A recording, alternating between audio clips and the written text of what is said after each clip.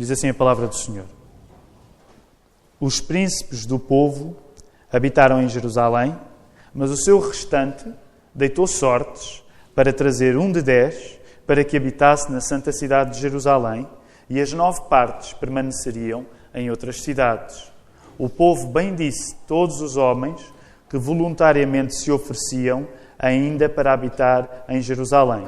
E são estes os chefes da província que habitaram em Jerusalém. Porém, nas cidades de Judá, habitou cada um na sua possessão, nas suas cidades, a saber, Israel, os sacerdotes, os levitas, os servidores do templo e os filhos dos servos de Salomão. E para já vamos ficar por aqui. Continuaremos a ler, mas mais adiante. Cumprimentava agora a irmã Manuela e perguntava-lhe se ela estava com forças. E sabem que há poucas pessoas que me motivem tanto a estar na igreja como a nossa irmã Manuela. Não estou a dizer isso para se sentir especial, mas de facto é especial. Não está a ouvir, também não está a ouvir o que eu estou a dizer. Se calhar é por isso que a irmã Manuela gosta tanto de vir à igreja. É que até hoje ainda não ouviu bem o que o pastor está a dizer.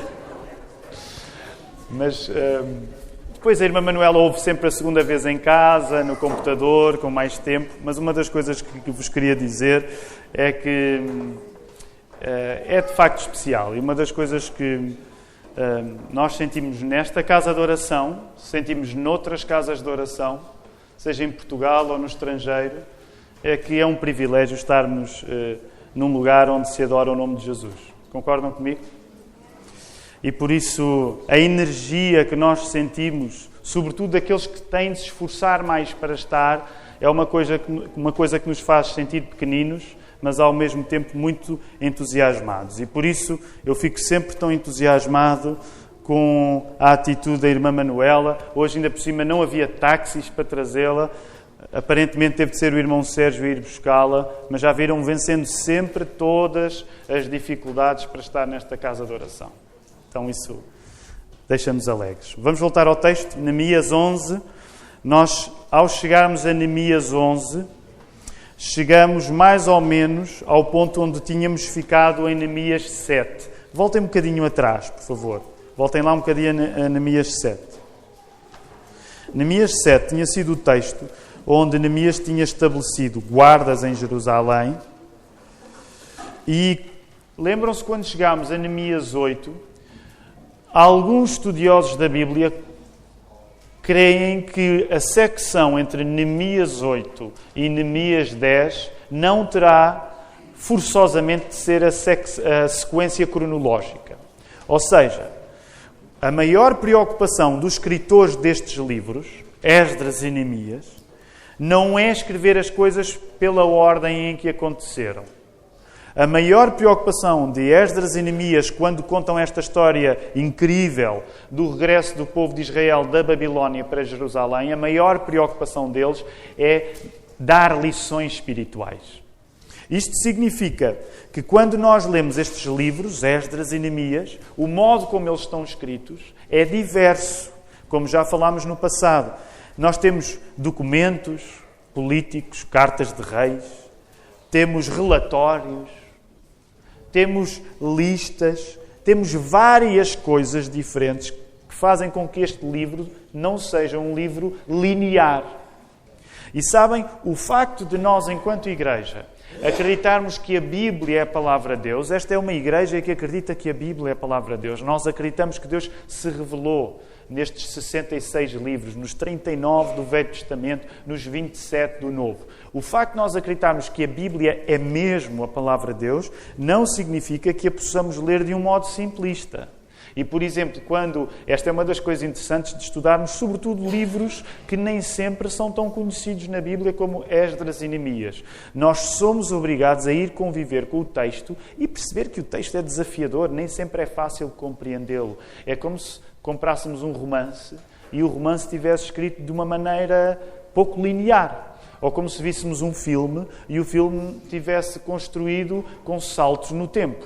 Portanto, ler a Bíblia é ter de ser atento às características que cada livro da Bíblia tem.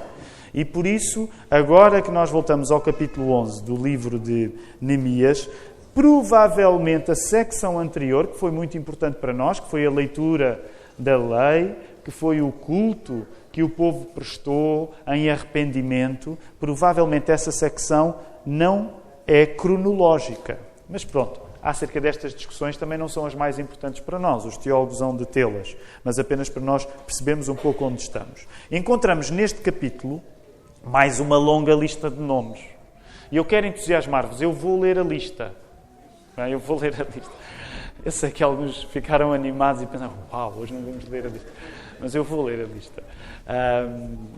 Não vai custar assim tanto, nós já lemos listas maiores. Ainda no outro dia conversávamos sobre isso e eu dizia, não quer dizer que nós, quando lemos alguns livros, tínhamos de ler tudo. Por exemplo, lembram-se, há 3 anos nós estudámos o livro de Jó. Quem é que se lembra do estudo do livro de Jó? Quem é que foi importante o estudo do livro de Jó naquela altura, há 3 anos? Lembram-se do estudo do livro de Jó? Nos 42 capítulos do livro de Jó, nós não lemos o texto na íntegra. Nós aí o que é que fazíamos? Escolhíamos secções e escolhíamos um texto numa secção. Portanto, não quer dizer, ninguém se desanime por apanhar um sermão onde as listas são lidas. Pode haver outros estudos da palavra onde nós não vamos ler as listas todas. No caso de Esdras e Neemias, achámos que valia a pena. E então já vamos ler estes nomes. Mas quando nós encontramos no capítulo 11 mais uma lista de pessoas, neste caso esta lista corresponde ao sorteio que se fez para saber quem é que do povo de Israel deveria ficar a viver em Jerusalém. Não esqueçam uma coisa. A dificuldade não era só trazer o povo da Babilónia para Jerusalém. Não era só trazer os judeus que estavam exilados na Babilónia para Jerusalém. A dificuldade também era, ao chegar lá, colocar as pessoas a viver nos sítios certos. Agora imaginem a tarefa que é, com uma multidão de judeus, escolher quem é que vai viver onde. Como o texto nos diz, sai à sorte. Tira-se à sorte para saber quem é que são aqueles que vão ficar em Jerusalém. Muitas vezes a nossa reação com as passagens da Bíblia de sorte é um bocado estranha, não é? Nós tirar à sorte. E deixem-me dizer, há várias ocasiões onde na Bíblia se tira coisas à sorte. Inclusive, por exemplo, para substituir o apóstolo Judas. Também se tirou à sorte. E nós podemos dizer, esse é um método pouco espiritual. Explicar. Nós, por exemplo, quando elegemos pessoas para desempenharem responsabilidades na igreja, não tiramos à sorte. Se calhar as coisas corriam melhor. Não tiramos à sorte. A maior parte das vezes a igreja também não tirou à sorte para pensar no pastor, nos diáconos. De facto, isso não acontece. Mas é preciso entender o contexto. Quando as sortes aparecem na Bíblia, quer no Velho, quer no Novo Testamento, havia a convicção de que Deus está no comando das coisas e, portanto, que esse sorteio não era uma fuga a querer fugir da vontade de Deus. Não era o caso dos judeus disserem, olha, não sabemos bem como é que vamos fazer, portanto, olha, é melhor tirar à sorte. Não. As sortes eram tiradas para que se confiasse ainda mais em Deus. As sortes eram tiradas para que se confiasse ainda mais em Deus. E por isso é feito um sorteio assim. Logo, os judeus que regressavam do cativeiro da Babilónia aceitavam esse modo de decidir o sorteio como parte de um processo abençoado de estarem a regressar ao seu país. Ficassem eles em Jerusalém ou noutro sítio qualquer. Por outro lado, se repararem, vejam o verso 2. O verso 2 também nos parece indicar que alguns se podiam estar a oferecer para viver em Jerusalém. Depois os estudiosos discutem se eles estariam de facto a oferecer ou se isso era o espírito que eles tinham quando eram sorteados para viver em Jerusalém. Crê-se também que na maior parte das pessoas elas voltariam às suas cidades de origem. Portanto, crê-se que neste regresso da Babilónia para Jerusalém, a maior parte das pessoas estaria a voltar às suas cidades de origem. Como nós temos visto noutros capítulos do livro de Esdras e Neemias, as listas de nomes, ainda na semana passada também falámos nisso, são um reflexo do valor que pessoas concretas têm para Deus. E como vimos na semana anterior, vidas preenchidas são vidas que se preenchem com muitos nomes de pessoas. Lembram-se? Falei-vos acerca disto na semana passada e dizia, vidas preenchidas na Bíblia são vidas com listas de nomes.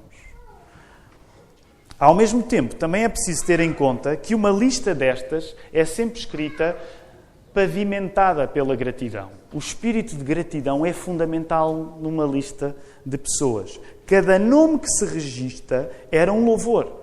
Era como se cada nome de pessoa correspondesse a um amém ou a um aleluia. Cada nome que aqui aparece é como se fosse um amém, um aleluia, uma confirmação de que Deus faz coisas na vida dos homens e que cada pessoa cujo nome é escrito é uma gratidão, é um agradecimento a Deus. Na nossa fé cristã, os nomes têm muita importância. Os nomes são coisas importantes.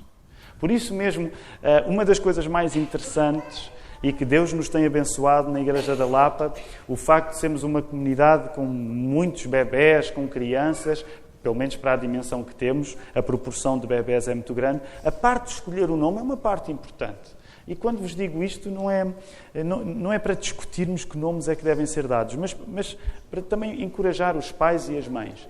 Escolher um nome é uma coisa única na vida. Escolher o nome do nosso filho é uma coisa única. Escolher o nome da nossa filha é uma coisa única. Os judeus levavam isto muito a sério. Nós também devemos levar. Não há listas de nomes que os membros de igreja têm de obedecer aqui, não é? Às vezes depois temos aquelas discussões, nomes e tal.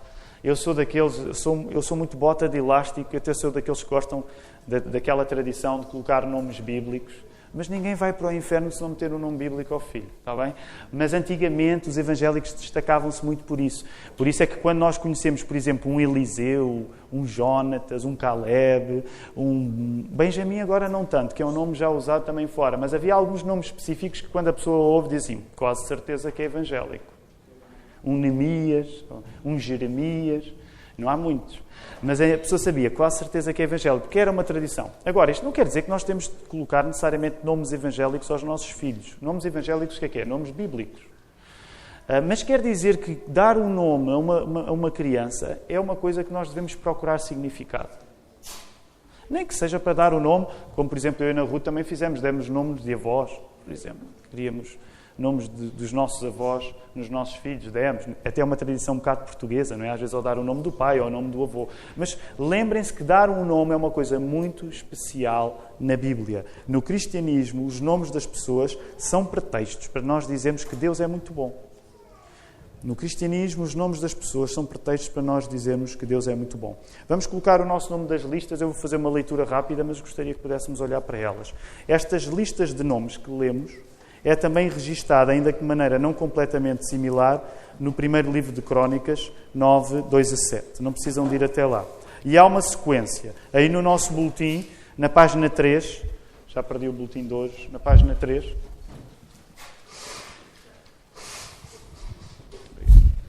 Na página 3 nós temos aí uma sequência. E vai ser mais fácil se lermos a sequência com a lista, na página 13. Mas eu agora vou ler rápido, está bem? Vou ler uma lista. Reparem aí. Página 3. Nesta longa lista há uma sequência. Homens de Judá. Vamos ler os homens de Judá. Habitaram, pois, em Jerusalém alguns dos filhos de Judá e dos filhos de Benjamim, dos filhos de Judá, Ataías, filho de Uzias, filho de Zacarias, filho de Amarias, filho de Cefatias, filho de Malalel, dos filhos de Perez e Mazeias, filho de Baruque, filho de Colosé, filho de Asaías, filho de Adaías, filho de Joiarib, filho de Zacarias, filho do Silonita. Todos os filhos de Perez que habitaram em Jerusalém foram 468 homens valentes. E agora reparem, versículo 7 e 8.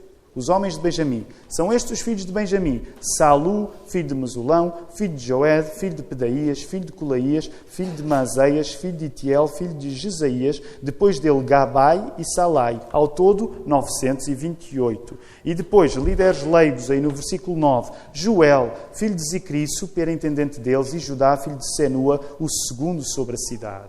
E a partir do verso 10 ao verso 14, temos uma lista agora dos sacerdotes. Dos sacerdotes, Gedaías, filho de Joiarib, Jaquim, Seraías, filho de Ilquias, filho de Mesulão, filho de Zadok, filho de Meraiote, filho de Aitub, príncipe da casa de Deus, e os irmãos deles que faziam o serviço do templo, 822. E Adaías, filho de Jeroão, filho de Pelalias, filho de Anzi, filho de Zacarias, filho de Pazur, filho de Malquias, e seus irmãos, cabeças de famílias, 242.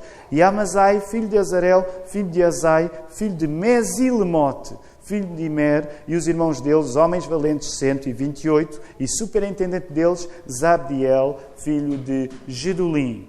Agora reparem, lista dos levitas, entre o verso 15 e o verso 18. Dos levitas, Semaías, filho de Assub, filho de Asricão, filho de Azabias, filho de Buni, Sabtai e Josabade, dos cabeças dos levitas que presidiam o serviço de fora da casa de Deus, Metanias, filho de Mica, filho de Zabdi, filho de Asaf, o chefe que dirigia os louvores nas orações, e Baquebuquias, o segundo dos seus irmãos, depois Abda, filho de Samua, filho de Galal, filho de Gedutum.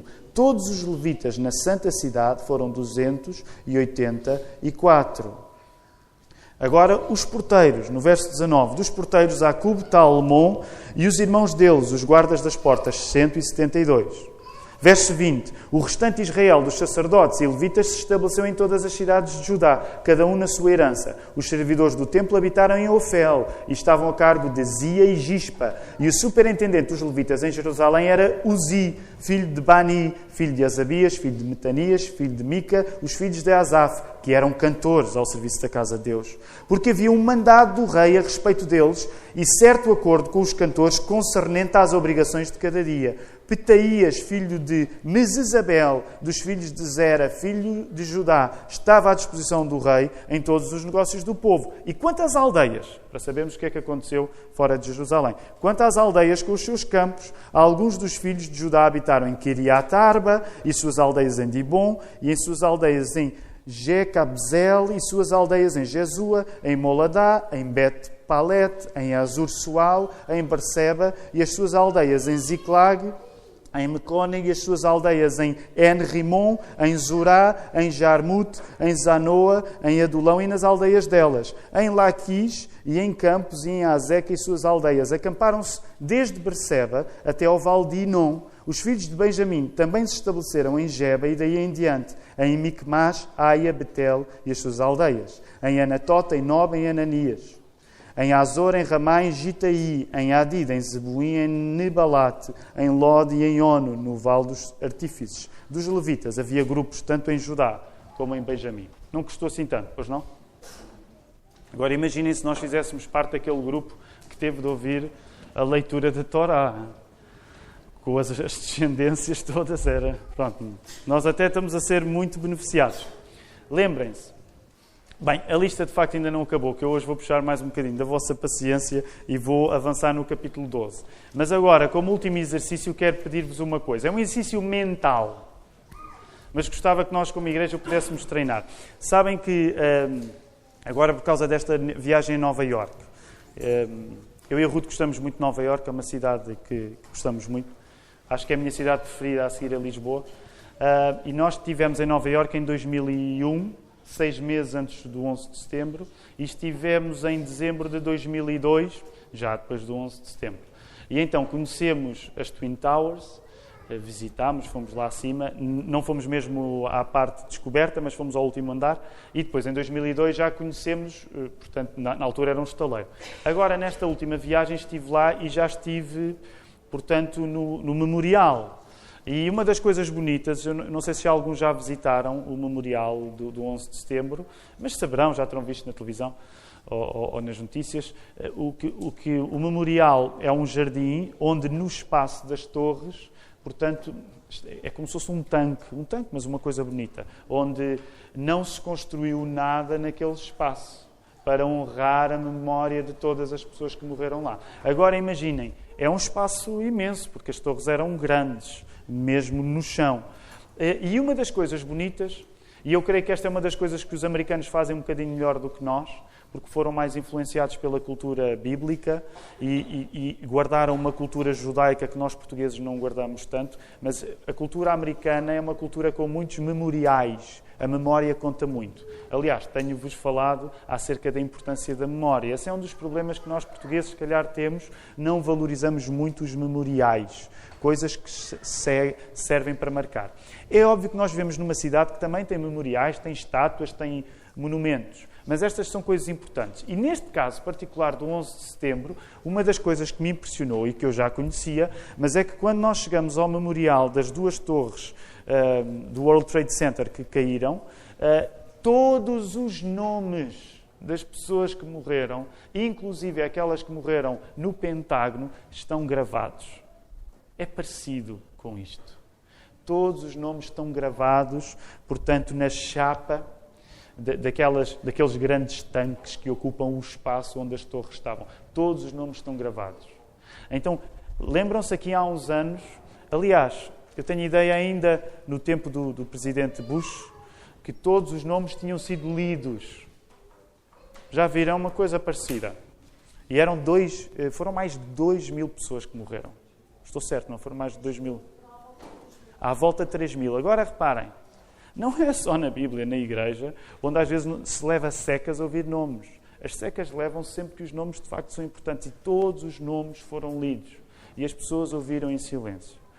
Como só vou esticar a corda mais um bocadinho, eu gostaria que os próximos nomes que eu lesse, no capítulo 12, nós tentássemos fazer um exercício, que é, não precisamos de oralizar, mas por cada nome fôssemos dizendo um amém. Não precisamos de dizer em voz alta. Mas lembrem-se, se como agora nós vimos, os nomes são importantes porque cada nome representa alguma coisa boa que Deus fez, por cada nome que eu ler, vamos pensando amém. Está bem? E se alguém conseguir contar os améns, tente fazer o exercício. Eu vou ler muitos nomes e vamos tentar fazer o exercício de ir dizendo amém mentalmente por cada nome. E tentem contar. Tentem contar. Porque esta lista que vou ler no capítulo 12 ainda foram aqueles homens, que neste caso os sacerdotes, que vieram também para Jerusalém. Verso 1 do capítulo 12. São estes os sacerdotes, os levitas, que subiram com Zorobabel, filho de Sealtiel, e com Jesua. Seraías, Jeremias, Esdras, Amarias, Maluque, Atus, Secanias, Reum, Meremote, Ido, Ginetói, Abias, Miamim, Maadias, Bilga, Semaías, Joiarib, Gedaías, Salu, Amoque, Ilquias e Gedaías. E estes foram os chefes dos sacerdotes e de seus irmãos nos dias de Jesua. Também os levitas, Jesua, Binui, Cadmiel, Serbias, Judá, Matanias. Estes e seus irmãos dirigiam os louvores. Baquebuquias e Uni, seus irmãos, estavam de fronte deles, cada qual no seu mistério. Jesua gerou a Joiaquim, Joiaquim gerou a Eliasib, Eliasib gerou a Joiada, Joiada gerou a Jónatas e Jónatas gerou a Jadua. Nos dias de Joiaquim foram sacerdotes, cabeças de famílias de Seraías, Meraías, de Jeremias, Ananias, de Esdras, Mesulão, de Amarias, Joanã, de Maluqui, Jónatas, de Sebanias, José, de Arim, Adna, de Meraiot, Elcai, de Ido, Zacarias, de Ginetom, Mesulão, de Abias, Zicrim, de Miniamim, de Moadias, Piltai, de Ginetom, Mesulão, de Abias, Zicri, de Miniamim, de Moadias, Piltai, de Bilga, Samua, de Semaías, Jónatas, de Joiarib, Matenai, de Gedaías, Uzi, de Salai, Calai, de Amoque, Eber, de Ilquias, Azabias, de Gedaías, Netanel. Dos levitas, nos dias de Eliasib, foram inscritos como cabeças de família Joiada, Joanã, Jadua, como também os sacerdotes até ao reinado de Dario o Persa. Os filhos de Levi foram inscritos como cabeças de famílias no livro das Crónicas até os dias de Joanã, filho de Eliasib. Foram, pois, chefes dos levitas, Azabias, Serabias e Jesua, filho de Cadmiel. Os irmãos deles lhes estavam fronteiros para louvarem e darem graças, segundo o mandado de Davi, homem de Deus, coro contra coro. Matanias, Baquebuquias, Obadias, Mesulão, Talmon e Acub eram porteiros e faziam a guarda do depósito das portas. Estes viveram nos dias de Joiaquim, filho de Jesua, filho de Josadac, e dos dias de Neemias, o governador, e de Esdras e sacerdote, escriba. Podemos suspirar de alívio, acabaram as listas no livro de Neemias. Aí olhem lá para a frente. Já não há listas. Assim, desta maneira, já não há listas. Chegámos, sobrevivemos. Alguém morreu entretanto? Está tudo vivo. Quantos nomes? Alguém conseguiu contar? Eu não contei. Alguém conseguiu contar mais ou menos quantos nomes foram lidos? Alguém conseguiu? Ninguém tentou sequer? Mais ou menos 80? A nossa irmã Sueli calculou mais ou menos 80. São muitos nomes. Agora imaginem se fossem muitos mais. Cada nome representa uma história onde Deus foi fiel. Cada nome representa uma história onde Deus foi fiel. E por isso os nomes são tão importantes na Bíblia. Para Deus não há pessoas que ficam pelo caminho. Aqueles que Deus chama a si, nenhum fica pelo caminho. E por isso é que os nomes deles estão aqui. Quero usar este sermão sobre a repovoação de Jerusalém para recordar a importância que repovoar Jerusalém tem no contexto do Velho Testamento. Qual é a importância que repovoar Jerusalém tem no Velho Testamento e, em particular, qual é a importância que Jerusalém tem no Velho Testamento? Há um ano nós falámos muito sobre a nossa relação entre a nossa fé e a cultura. E falámos muito há um ano sobre a questão da cidade. Lembram-se disso? Aliás, como é que se chamava essa série? Em que falámos muito sobre... onde falámos muito sobre a relação entre a fé e a cultura. O Manel já acertou, mas eu gostaria de outra pessoa além do Manel. Quem é que se lembra do nome dessa série? Fé na Cidade é o livro. Mas como é que se chamava? O cartaz dizia... A palavra está na praça. Muito bem, Marta. A palavra está na praça. Há um ano falámos muito sobre isso e, de facto, editámos o livro Ter Fé na Cidade. Podem comprá-lo. Agora há um pacote mais barato deste que o livro de Lutero. Aliás, comprem. Vão ter com o nosso irmão Tiago Falcoeiras. Tiago, levanta-te lá só para as pessoas saberem a quem é que devem ir investir dinheiro para comprar os livros. Eu ontem fui falar numa igreja. Tiago Falcoeiras trata dos livros. Comprem estes livros. Ontem fui falar numa igreja, a Igreja de Cristo em Carcavelos, e tive pouca fé. Era um grupo, não era um grupo muito pequeno, mas levei 12 livros. Compraram, em 5 minutos tinha vendido os 12 livros. Agora, eu não sei se na minha igreja já vendemos 12 livros para os membros de igreja. E eu quero que vocês se sintam mesmo culpados. Há pessoas que já leram, mas é importante lermos o que publicamos. Não por causa do talento literário dos livros, mas porque os livros que nós editamos são também a nossa história enquanto igreja. E eu quero entusiasmar para que leiam os livros. E deixem-me só terminar esta parte, até por uma razão. Sabem que nós podemos estar a cometer um erro ao editar livros. Eu acho mesmo que não estamos. Mas nós até podemos estar a cometer um erro. Sabem como é que nós só vamos nos aperceber de que estamos a cometer um erro ao publicar livros, se for esse o caso? Só nos vamos aperceber disso se alguém ler os livros e dizer assim, é melhor não editar.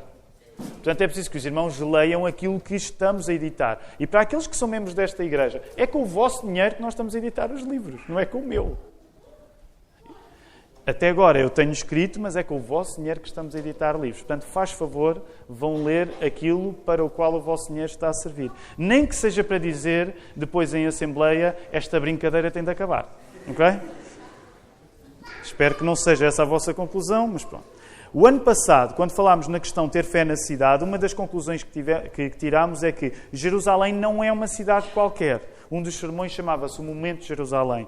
Jerusalém é a cidade que ilustra como a presença de Deus deve ser vivida entre os homens. E nós estamos a falar na repovoação de Jerusalém. Jerusalém não é uma cidade qualquer. No Velho Testamento, falámos nisto, no Velho Testamento as cidades tinham aparecido como coisas más. As cidades começam no Velho Testamento como lugares que são indiferentes ao facto de Deus ser bom. Quem é o primeiro construtor de uma cidade no Velho Testamento? Lembram-se? Caim. Quem é Caim? Caim é um filho de Adão e Eva. O que é que ele tinha feito de errado? Ele tinha matado o seu irmão Abel. E sabem que ele é o primeiro fundador de uma cidade na Bíblia.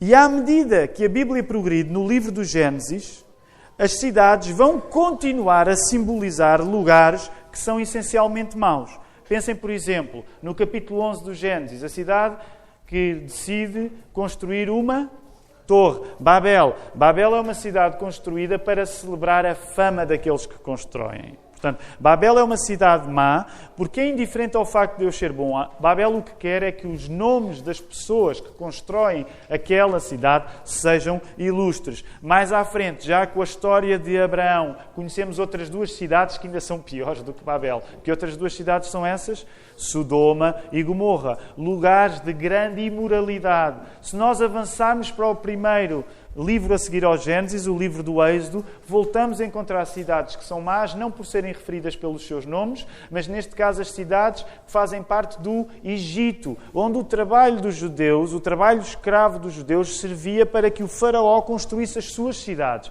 para a sua glória. Percebam, quando nós lemos a Bíblia, as cidades começam por ser sítios maus. Não simbolizam uma coisa boa. Deus não parece convicto da qualidade da cidade. O que é que acontece? À medida que a Bíblia vai sendo escrita, Jerusalém vai começando a aparecer para ser uma cidade completamente diferente. Jerusalém é a antítese das más cidades. Jerusalém cresce no Velho Testamento para ser o contrário das cidades más. Jerusalém não é uma cidade que serve de pretexto para que os homens se sintam deuses, como Babel, como Sodoma e Gomorra, como as cidades do Egito. Jerusalém é uma cidade que serve para honrar a Deus e, em função disso, servir todos os homens. E por isso é importante que estes judeus estejam a repovoar Jerusalém, porque eles acabaram de sair da cidade da Babilónia, da capital da Babilónia. E eles não estão a regressar para uma cidade qualquer. Eles estão a regressar a uma cidade que serve para reconhecer que acima dos homens existe Deus. E por causa desse reconhecimento os homens servirem-se uns aos outros. Jerusalém pode ser uma cidade boa porque é sensível ao facto de Deus ser bom. Jerusalém pode ser uma cidade boa porque é sensível ao facto de Deus ser bom. Para nós hoje, com uma história de repovoação de Jerusalém diante dos nossos olhos, nós devemos procurar o mesmo princípio de sensibilidade à presença de Deus. Jerusalém é a cidade que significa a presença de Deus. O que é que estava em Jerusalém? Qual foi a primeira coisa a ser construída ainda antes dos muros? Ainda antes das defesas, qual foi a primeira coisa a ser reconstruída? Foi o templo, porque o templo simbolizava a presença de Deus. Os judeus sabiam que a coisa mais necessária acerca deles era disponibilidade para servir ao Senhor, para adorar. A adoração é a coisa mais importante na vida de um cristão. Ainda antes de nós termos as nossas casas equipadas, com os nossos muros levantados, nós temos de ter o nosso templo preparado. Ainda antes de nós sabermos a casa onde vamos viver, nós temos de saber o Deus que nós vamos adorar. Ainda antes de eu pensar, para aqueles que são mais novos e começam a pensar em casamento, sabem, mais importante do que vocês saberem, jovens solteiros que estão a pensar em casar, mais importante do que vocês saberem a casa onde vocês vão viver, é vocês saberem que precisam de adorar a Deus. Essa é a vossa casa. Depois podem viver numa vivenda, numa mansão ou numa cabana. Mas o fundamental é vocês saberem que a vossa casa tem de servir ao Senhor. O resto é secundário. Por isso os judeus chegaram e disseram, vamos construir os muros. Não, vamos primeiro ao templo e depois os muros. Porque o fundamental é a adoração, é nós sermos sensíveis ao facto de Deus ser bom. Logo, Jerusalém é a cidade que significa a presença de Deus. Nós viveremos eternamente onde? O que é que diz o Apocalipse? Lá no finalzinho da Bíblia. Como é que o Apocalipse chama ao sítio onde nós vamos viver em comunhão perfeita?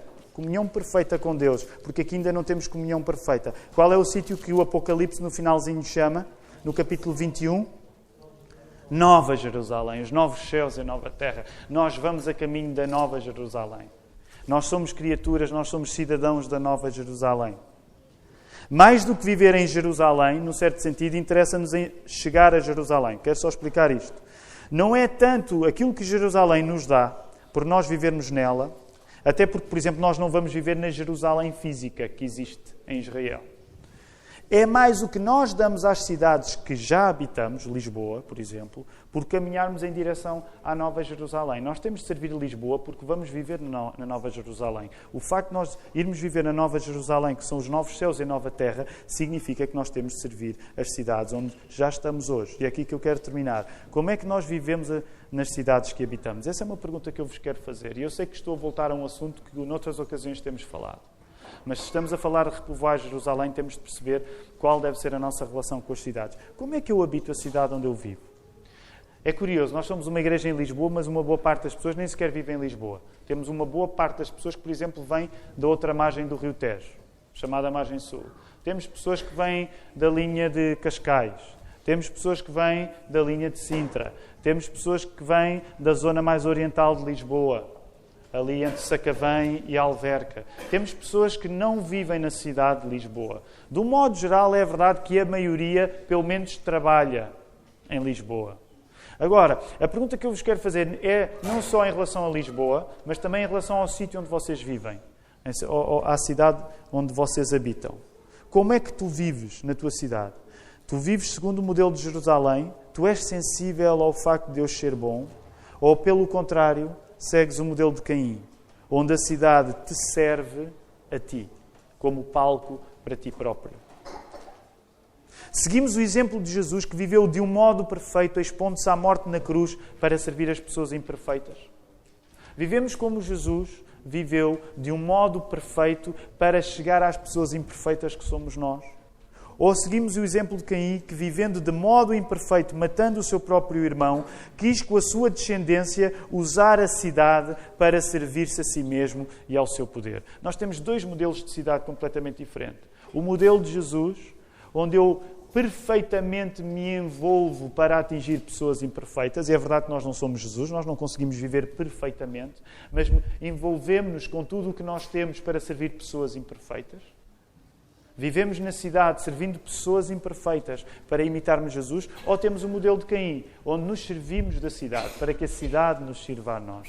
E sabem, eu não me quero perder aqui, até porque ainda vamos tomar a ceia do Senhor, mas isto tem mexido comigo também ao conhecer outras realidades de outras igrejas, e esta é uma das coisas que nós precisamos trabalhar. Trabalhas em Lisboa para que Lisboa te sirva, ou trabalhas em Lisboa para servires Lisboa?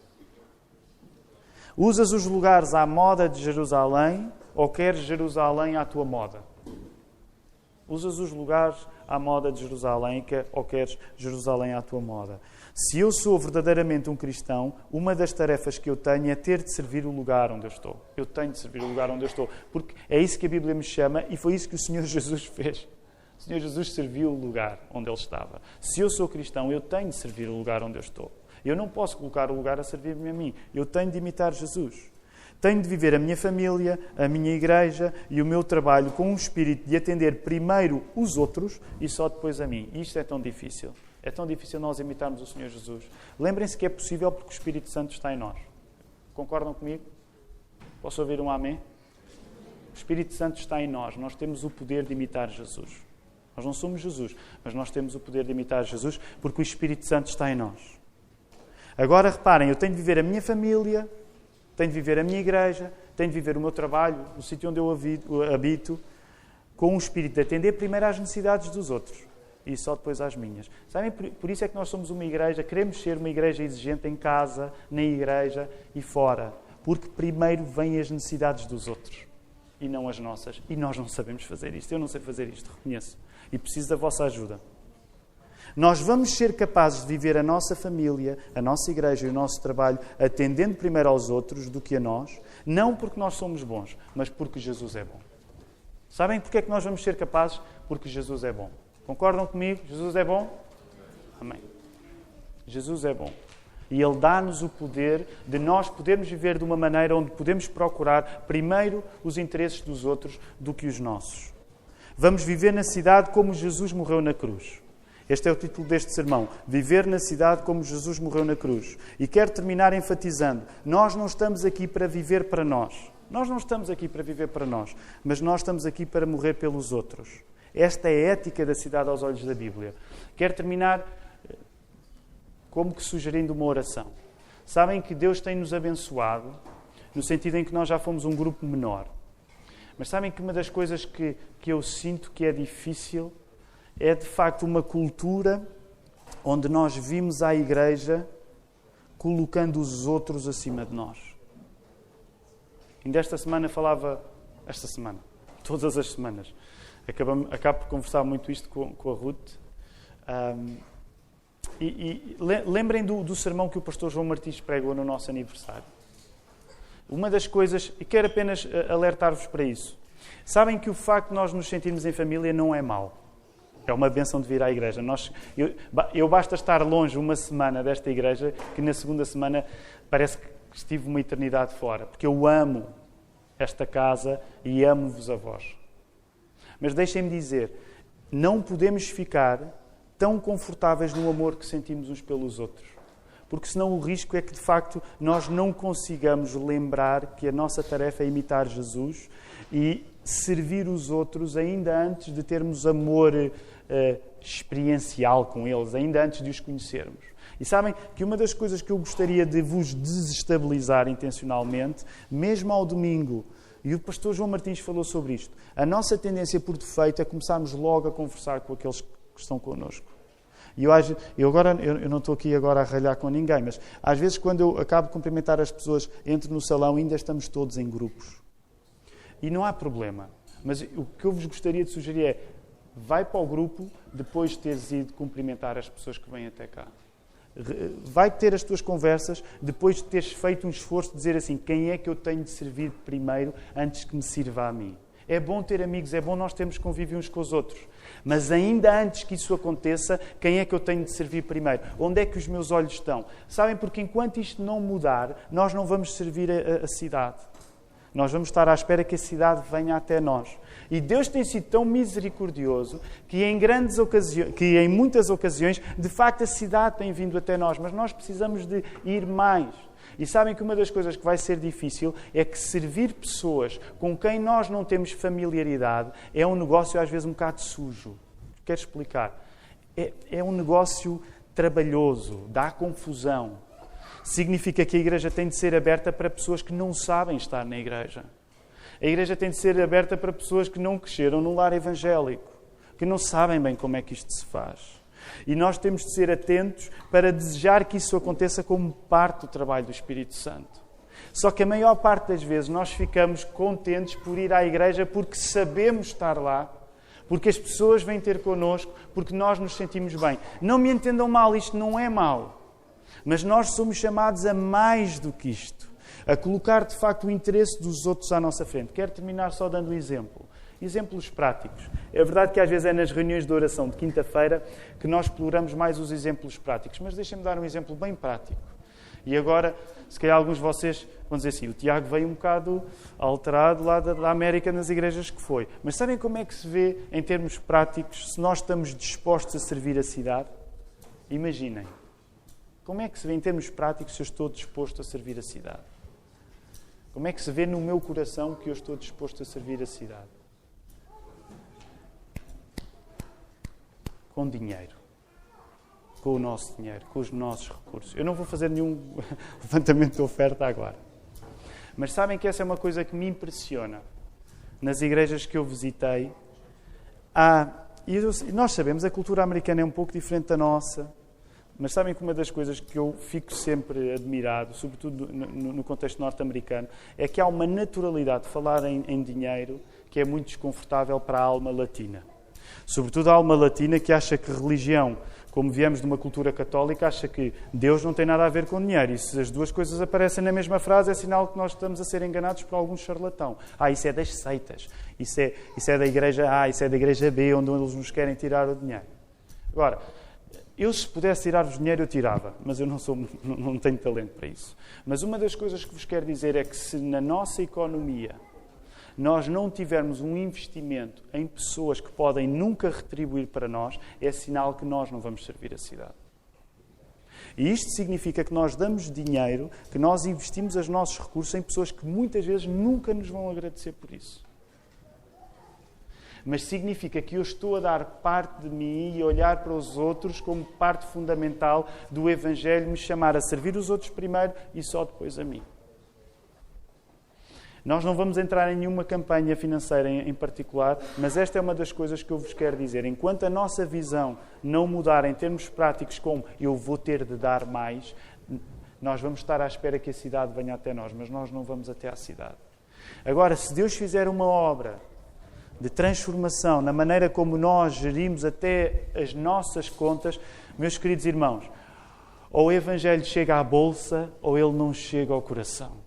Sabem como é que nós vemos um cristão que sabe que o Evangelho tem implicações práticas? É que a bolsa dele é um reflexo daquilo que ele acredita. Se ainda não chegou à bolsa dele, ainda não chegou ao coração. É como com a nossa família.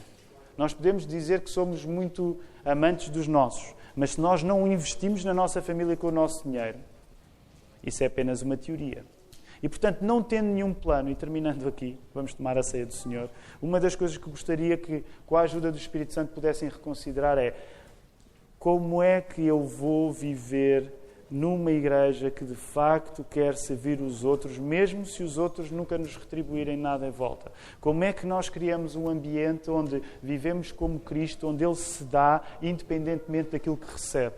Como é que nós criamos uma igreja que procura olhar para os outros, para chegar aos outros e só depois pensarmos em nós? Que o Senhor nos ajude.